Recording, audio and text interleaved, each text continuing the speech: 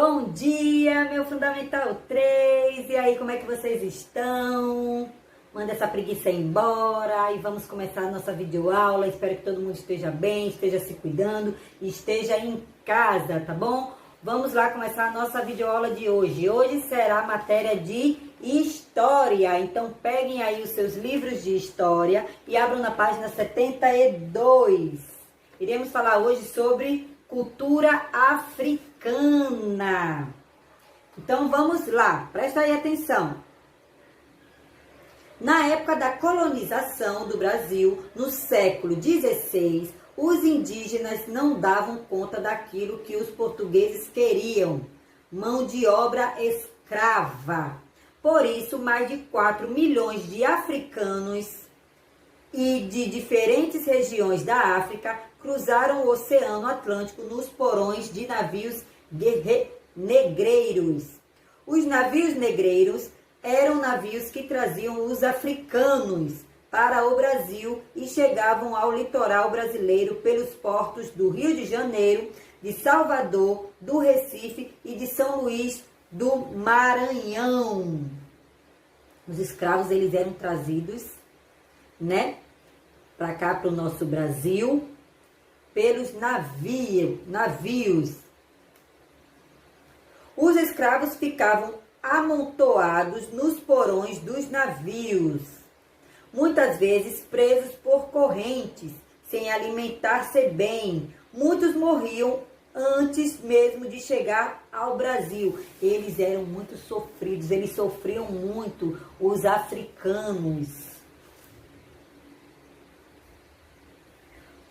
Quando chegavam, o tratamento não era diferente. Quando eles chegavam aqui no Brasil, o tratamento deles não era diferente. Era a mesma coisa o que eles sofriam lá na África.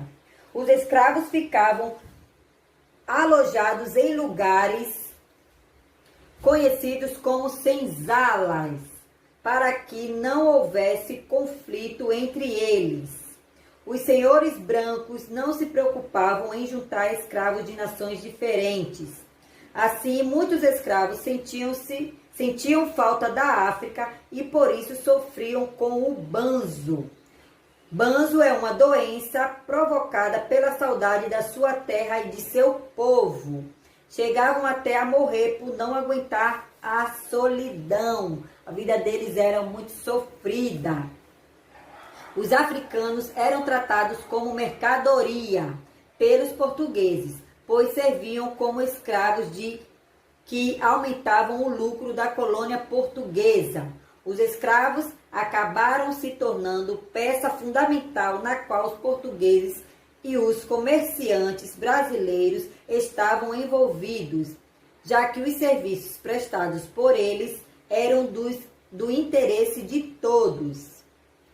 Hoje a cultura brasileira tem muita herança africana. Observe, eu separei aqui para falar, de algumas culturas brasileiras que têm muita herança da africana, que é o quê? Nas comidas, nas músicas, nas ervas medicinais, nas danças, na religião, no vocabulário. Então vamos lá. Nas comidas temos o arroz, o inhame, frutas, especialmente a banana, coco, quiabo, gengibre, melancia, jiló, tamara, açafrão, pimenta malagueta e azeite de dendê. Essas comidas são herança africana. Na música temos ilus, atabaques, agogôs, abes ou chequerés, gonguês, cuicas e berimbaus, e entre outros. Essas danças, vemos muito dessas danças na Bahia. Salvador, na Bahia, tem muitas dessas danças. Em todo lugar tem dessas danças. São heranças de quê? Da África. Nas ervas medicinais, os saberes da medicina tradicional africana estão presentes no dia a dia, em remédios caseiros feitos de ervas e raízes, inclusive hábitos como o de rezar para curar. Não sei se vocês conhecem, em alguns lugares tem pessoas que chamamos de benzendeira, que usam algumas ervas para benzer as pessoas que estão doentes. Isso também são heranças que vêm lá da África. Agora vamos falar da dança. Vamos falar da dança. Tem a baiana, maracatu, pernambucano, tambor de mina maranhense, samba carioca, congado mineiro, capoeira e entre outros. Essas danças também são muito parecidas com a da África. São herança de lá. Algumas danças são muito parecidas com as danças de lá. Também temos na região, afoxés, orixás, xangôs, candomblés e entre outras. Na religião. Tem muitas religiões também. Tem religiões afoxés, orixás, xangôs, candomblés e entre outras. Como também tem a religião católica, batista, tem assembleias, né? As igrejas, e cada igreja tem a sua religião. Essas também são algumas religiões parecidas com as que trouxemos, que tem na África também, temos aqui no Brasil. No vocabulário, xerequés, xodó, macumba, tanga, maracutaia e etc. Também falamos algumas coisas que eles lá também falam. E também temos uma curiosidade.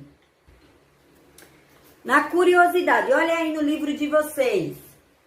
Compreender as formas de resistência e luta dos africanos e afrodescendentes é fundamental para entendermos quem somos e quem são os brasileiros, pois 55% do nosso povo se denomina negros ou pardos.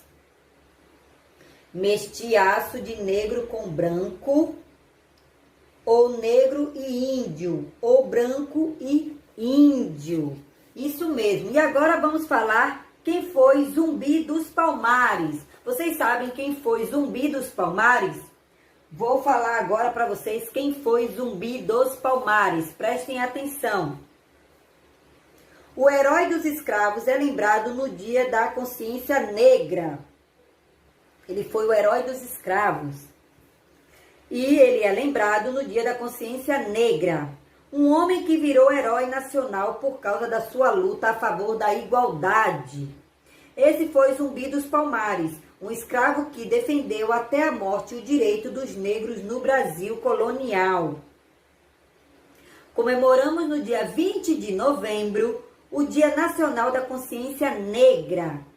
A data foi criada a fim de homenagear o grande guerreiro. Zumbi nasceu no estado de Alagoas no ano de 1655, dedicou a maior parte de sua vida a uma causa bem nobre, livrar os negros da escravidão.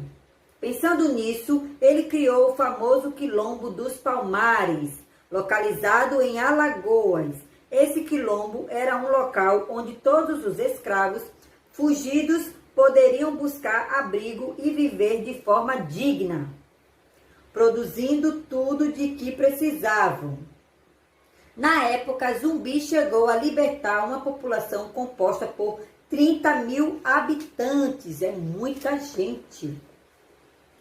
Ele era conhecido pela sua coragem e bravura. Sempre estava pronto para lutar contra os invasores que decidiam invadir o quilombo.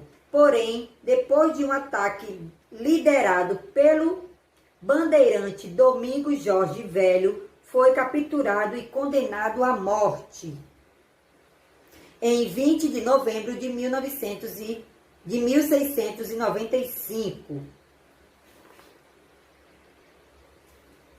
Atualmente, Zumbi dos Palmares é lembrado como um dos grandes líderes da nossa história. Então, essa foi a nossa aula de história, falando das culturas brasileiras E quem foi? Zumbi dos Palmares, falando da cultura africana, perdão. Agora eu vou falar a página do livro da tarefa. Neste livro aqui, a página é 74 e 75. Vou repetir. Neste livro, a página da tarefa é 74 e 75. E no livro do reforço, a página é 176. E não esqueçam, quando fizer a tarefinha, tira uma foto e manda no meu privado no WhatsApp. E a tarefinha no caderno eu irei mandar no nosso grupo do WhatsApp. E como a tia Jó sempre fala, para vocês se cuidarem, usarem as máscaras, lavar bem as mãos, não esquecer do álcool em gel, tomar banho de sol nos horários corretos, beber bastante água, se alimentar bem, tá bom? Tem muita gente aí que pensa que a pandemia já passou, que o vírus foi embora, mas ele não foi. Ele está aí ainda matando muitas pessoas e nós temos que se cuidar, se prevenir, tá bom? Então, um grande beijo, um abraço bem apertado e até a próxima aula. Se cuidem!